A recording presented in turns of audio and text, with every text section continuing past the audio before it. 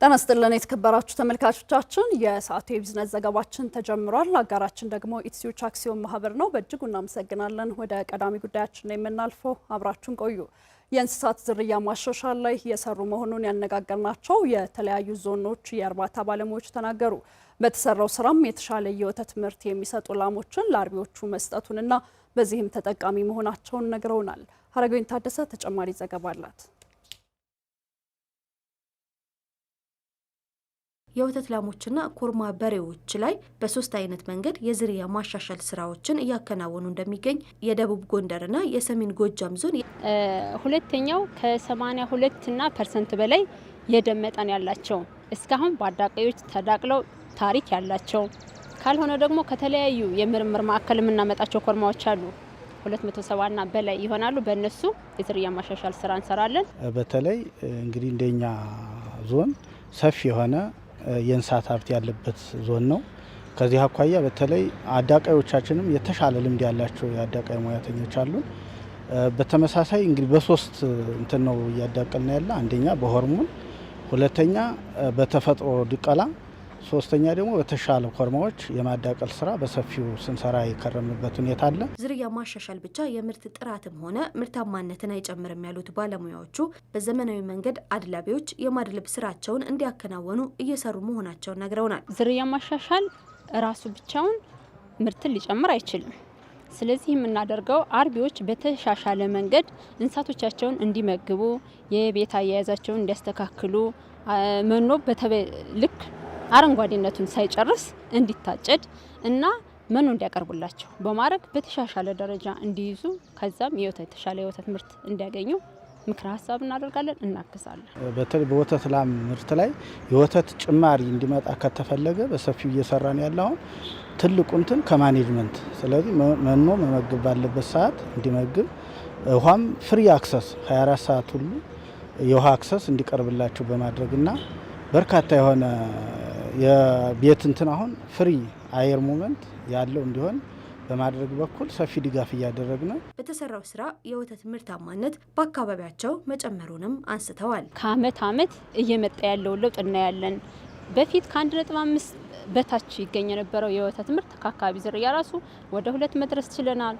ከተሻሻሉ ዝርያዎች የተሻሻለ ዝርያ ስለሆነ የወተት ምርት ማምጣት ስለማይቻል በተሻለ ሁኔታ የተያዙ ላሞች እስከ 10 እስከ 13 ፖቴንሻል የሆነ ወረዳዎች ላይ የወተት ምርት በቀን አንድ ላም 13 ሊትር ከፍተኛው ማለት ነው። ግን 7 ሊትር የትኛውም ቦታ ላይ ማግኘት የሚቻልበት ደረጃ ላይ ተደርሷል ማለት ነው። እንዴትስ ነው ወተት ጭማሪ ልናመጣ ምንችል የሚለው በሰፊው እየሰራንና ጊዜ ወደ ጊዜ ይህን እያሻሻሉ ከፍተኛ የሆነ የወተት ምርት ጭማሪ እየተመዘገበ ያለበት ሁኔታ ነው ያለው። በአማራ ክልል በእንስሳትና አሳ ሀብት ልማት ላይ የተሰማሩ አካላት ከዘርፉ ይበልጥ ተጠቃሚ ለማድረግ እየሰራ መሆኑን የአማራ ክልል እንስሳትና አሳ ሀብት ልማት ቢሮ አመላክቷል። ዘርፉን ለማሳደግም መንግስታዊ ካልሆኑ ድርጅቶች ጋር በመተባበር እየሰሩ መሆኑ ተጠቁሟል። ሀረገወይን ታደሰ ተጨማሪ ዘገባ አላት።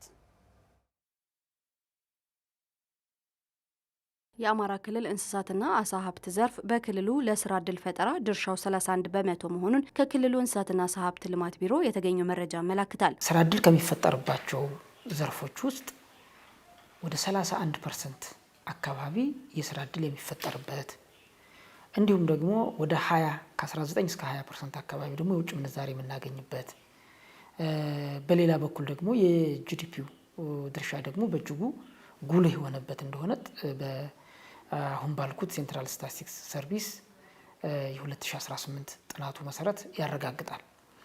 በእኛ ደግሞ በራሳችን በተቋማችን ግኝትና በራሳችን ጥናት ደግሞ አሁን በጥናት ከተረጋገጠው ሴንትራል ስታቲስቲክስ ሰርቪስ በላይ ለስራ እድል ፈጠራውም የጂዲፒ ድርሻውም እንዲሁም ደግሞ የሌሎች አገልግሎት ድርሻው ከዚህ የጎላ እንደሆነ እናምናለን፣ እናረጋግጣለን።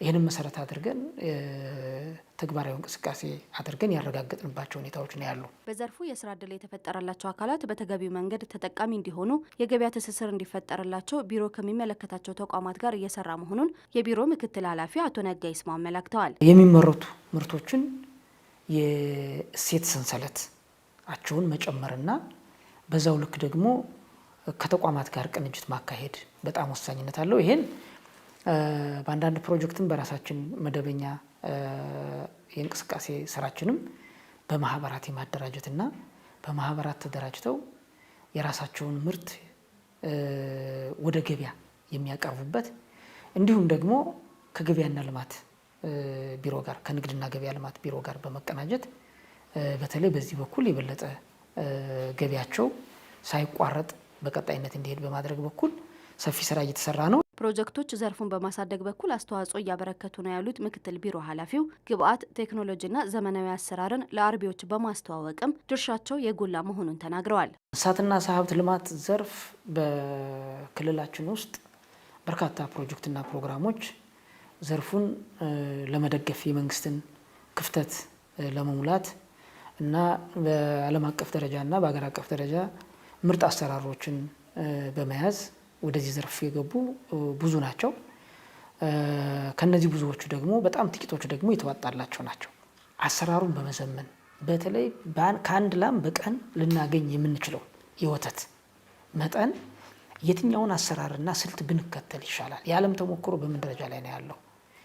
ከኛ ሁኔታ ጋር ደግሞ እንዴት መዛመድ መቻል እንዳለበት መንግስት ይህን ክፍተት እንዴት መሙላት እንዳለበትና ይህን ክፍተት ደግሞ ለመሙላት በአቅም ግንባታ ስራዎች በአርቢዎች ደረጃ ከአገር ውስጥ እስከ ውጭ ሀገር ወስዶ በማሳየትና ተሞክሮ በማለዋወጥ በኮምቦልቻ ከተማ፣ በጎንደር ከተማ፣ ደሴ፣ ባህር ዳር እንዲሁም በሌሎችም አካባቢ ደብረ ብርሃን ትልልቅ ከተሞችና ዙሪያው አካባቢ ላይ ባሉ ደረጃ ላይ አቅም የማሳደግ ፍላጎቱን የማሳደግ ስራ ሰርቶ ዛሬ በዘርፉ የሚሳተፉ አርቢዎችና ተጠቃሚዎች ከፍ እንዲል በማድረግ በኩል ፕሮጀክትና ፕሮግራሞች እያሳዩት ያለው ድጋፍና ትብብር ለዚህ ተቋም እና ለህብረተሰብ ተሳትፎና ተጠቃሚነት እንዲህ በቀላሉ የሚታይ አይደለም።